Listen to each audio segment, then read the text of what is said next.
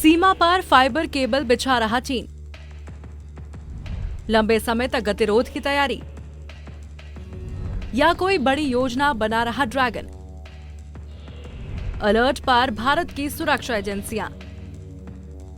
पूर्वी लद्दाख में भारत और चीन में तनाव चरम पर है। सैन्य स्तर पर लगातार होती वार्ता और मॉस्को में दोनों देशों के विदेश मंत्रियों के बीच हुई बैठक के बाद ये उम्मीद लगाई जा रही थी कि सीमा पर तनाव कम होगा, लेकिन चीन अब भी अपनी नापाक हरकतों से बाज नहीं आ रहा। शांति की बातें करता चीन सीमा पर लगातार भारत के खिलाफ साजिशें रच रहा है। अब जानकारी ये मिल रही है कि चीन अपने विस्तारवादी प्लान के तहत सीमा पर अपनी ओर से ऑप्टिकल फाइबर केबल बिछाने में जुटा है। ये केबल आगे की सैन्य टुकड़ियों को बेस से जुड़े रहने के लिए संचार की सुरक्षित लाइनें प्रदान करेगी, यानी बेस कैंप से चीनी कमांडर अपने सैनिकों को गुप्त तरीके से निर्देश दे पाएंगे। समाचार एजेंसी रॉयटर्स की रिपोर्ट के मुताबिक भारत के 2 सीनियर अधिकारियों का कहना है चीनी सैनिक तनाव वाले इलाके में ऑप्टिकल फाइबर केबल बिछाकर अपने कम्युनिकेशन सिस्टम को मजबूत कर रहे हैं, जिससे पता चलता है कि पीएलए की मंशा सीमा पर लंबे समय तक रुकने की है। एक वरिष्ठ अधिकारी के मुताबिक इस तरह के केबल लद्दाख के पेंगोंग त्सो लेक के दक्षिणी हिस्से में नजर आए हैं, जहां कुछ स्थानों पर भारत और चीनी सैनिक एक दूसरे के बेहद नजदीक तैनात हैं।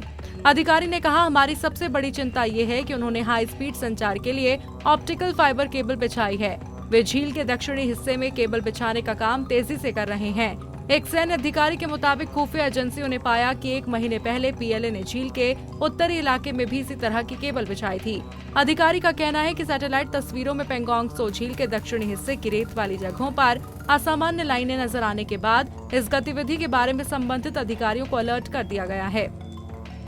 भारतीय विशेषज्ञों द्वारा इन लाइनों को ट्रेंच में बिछाई गई संचार केबल्स के तौर पर पहचाना है, जिसकी पुष्टि विदेशी खुफिया एजेंसियों ने भी की है। ये ऑप्टिकल फाइबर केबल्स पैगर खाई के पास और उन चोटियों पर देखी गई हैं, जहां चीनी सैनिकों ने हाल ही में हवा में गोलियां चलाई थी।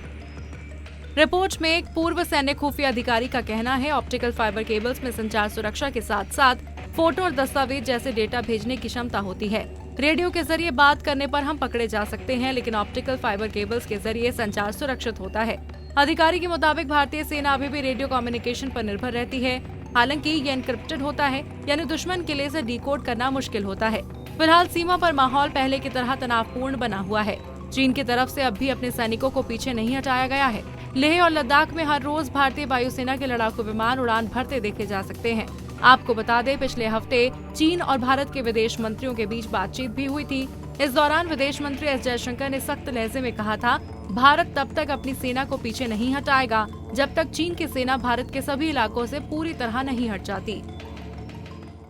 हमसे जुड़े रहने के लिए हमारे YouTube चैनल को सब्सक्राइब करें और नई वीडियो की नोटिफिकेशन के लिए बेल आइकॉन को दबाएं।